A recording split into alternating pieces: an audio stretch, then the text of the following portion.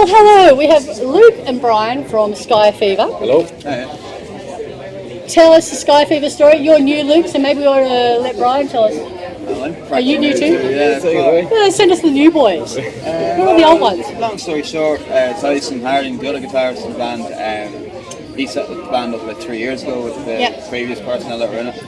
And they released that EP, first EP called Means to Escape.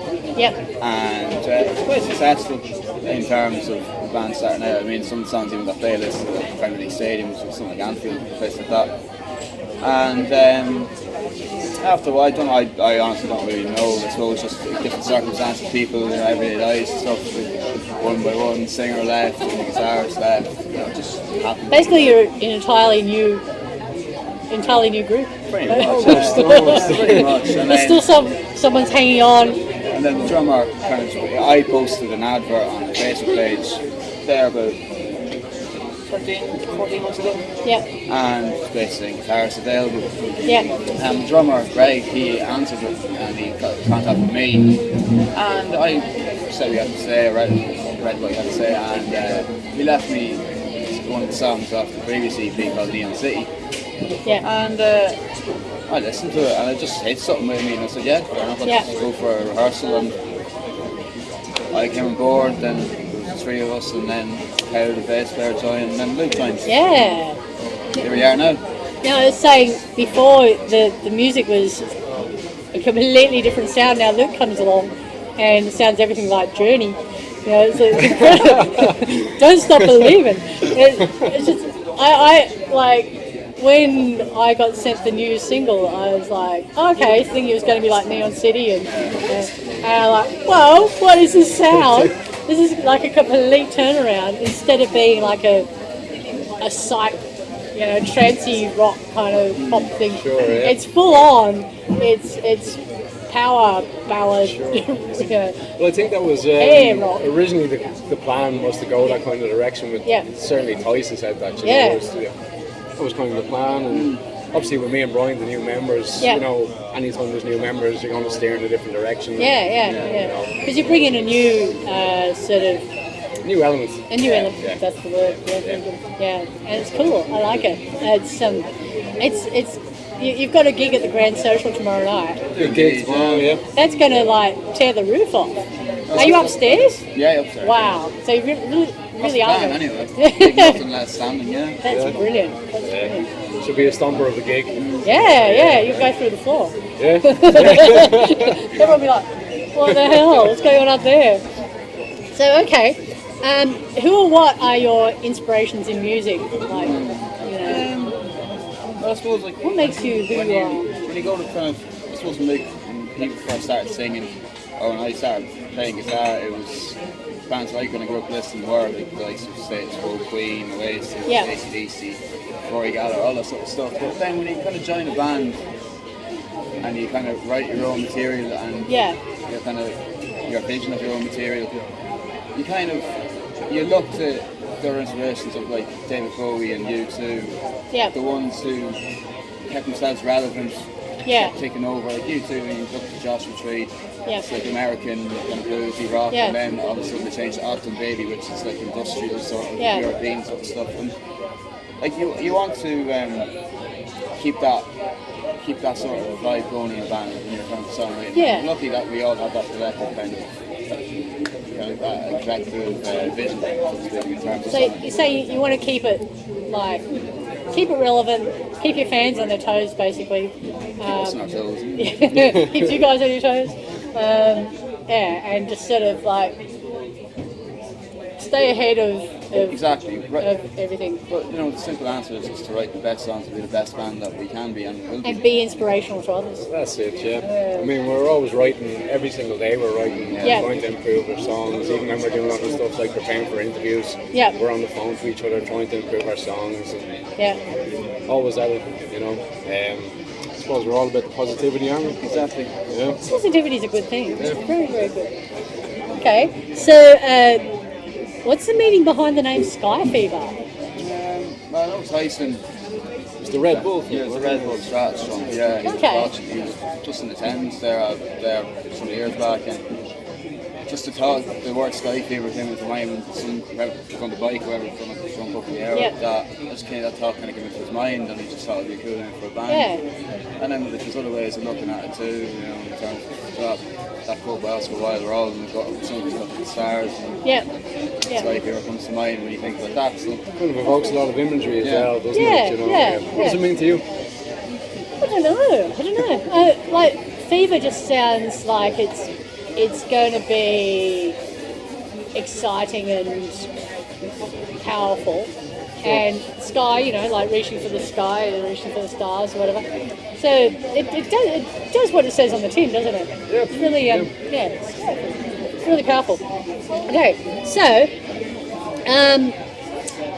how long has Skyfever been together as a band? Like, you guys are relatively new, but... I think it's been 3 years. Skyfever as a band has been over 3 years. Okay. Kind of with the recent addition, I suppose, it's kind of the return of this first single is our kind of first kind of release, so to speak.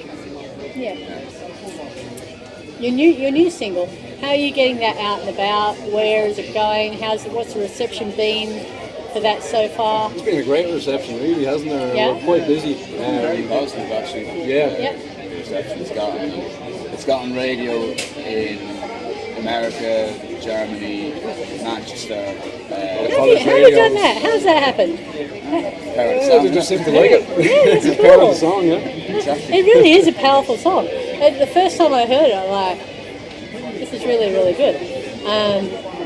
It just has that element to it that you think there's something to it. There's something. It's really catchy. Your vocals are on point. Thank you very much. And, well, I think there's space in music for this kind of music now, isn't there? There's space missing. That energy, I think. It is. There's a lot of high energy, savage. I think I've heard it described. Savage would be the word. Savage. I believe it's Okay. So, how's your fan base, and do you find social media is playing a part in spreading the word, or are you? Do you have fans? Do you have fans that come to your gigs regularly, seeking you out? Social media has been quite, from our point of view, it has been quite good, because it's obviously we're not YouTube levels yet, so to speak, but like social media, it's all organic. It's been a great vehicle for us to deliver the song to other people and for them to actually listen to it and actually hear it. Just the reaction on social media from people, it actually has been like, oh Jesus, wasn't really expecting that. In a very positive way, which to me, social media has been the kind of I see the tweets, like they're direct. There's a lot of directed tweets. It's like tagging so and so. Have you heard our new song? And I think that's really good, because not only does it go to that person in particular that it's been said to, but anyone who's searching on that person's particular, click on that, find out what that is, who that is, and listen to that song. Oh, okay, follow Skyfever as well.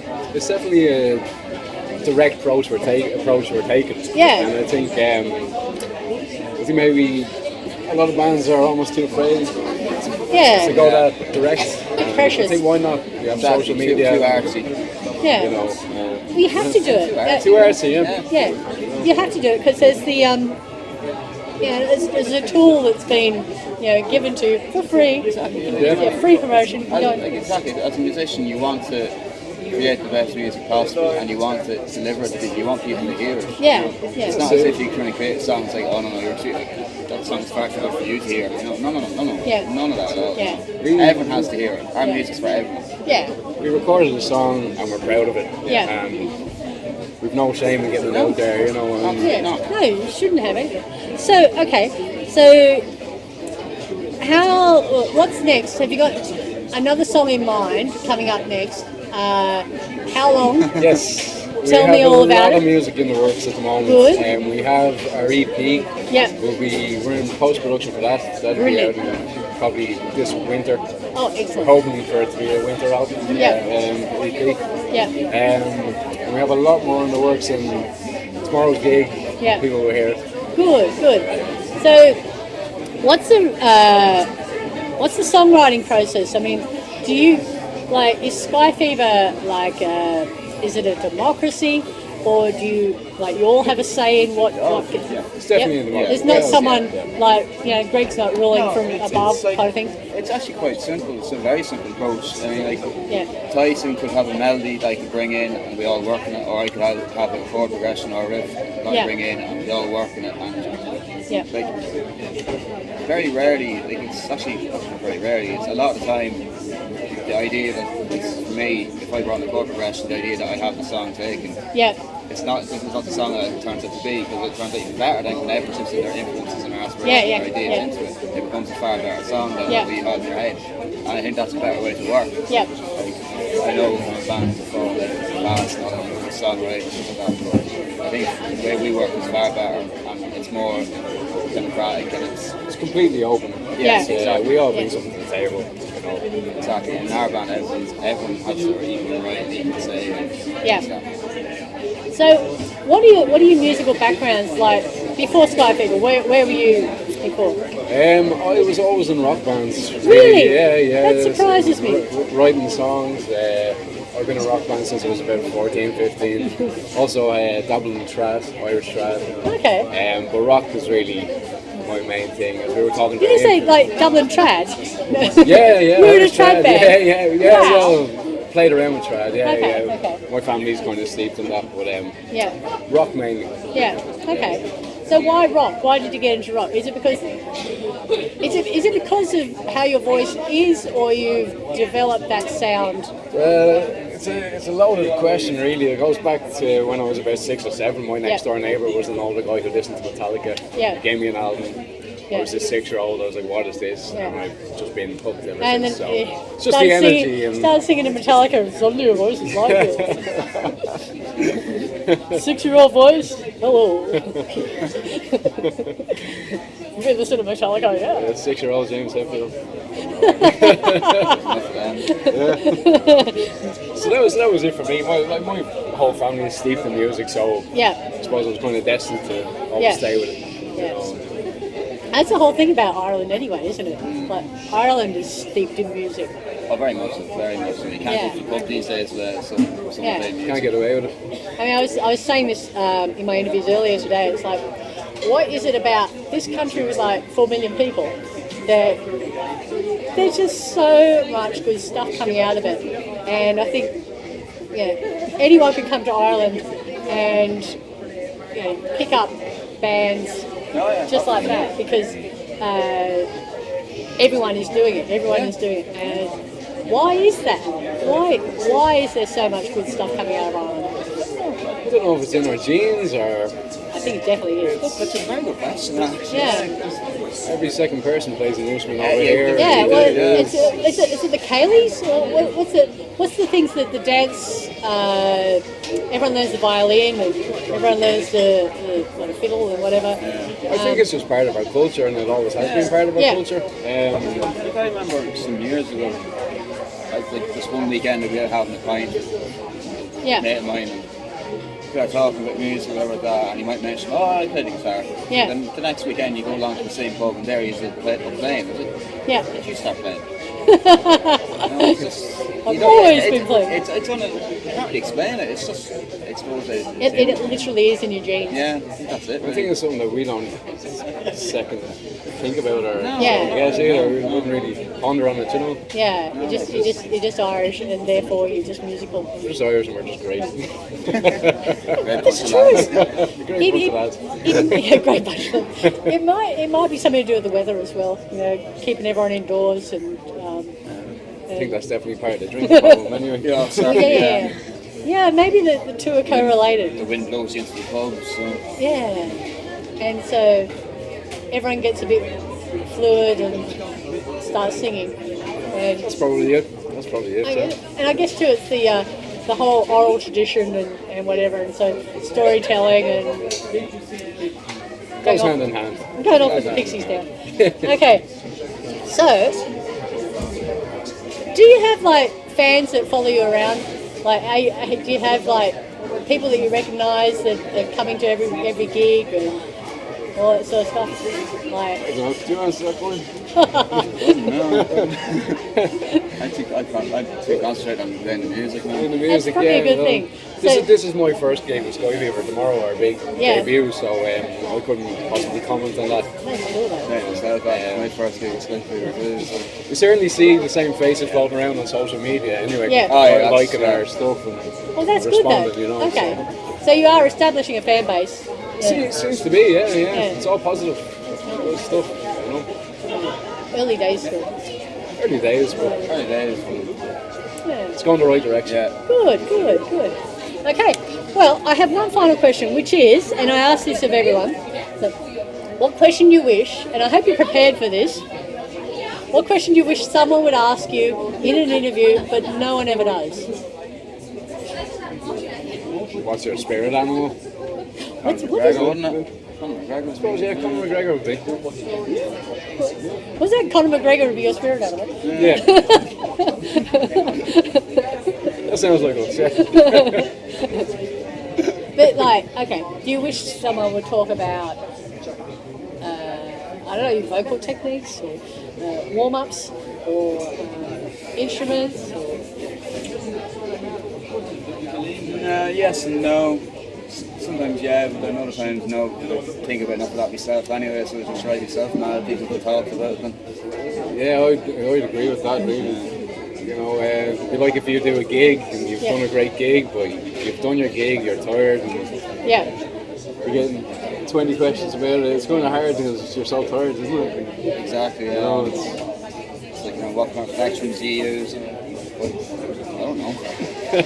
Grey ones. We just do. Good. That's how it should be, isn't it? You're there enjoying your music and your art and all that sort of stuff. Thank you so much.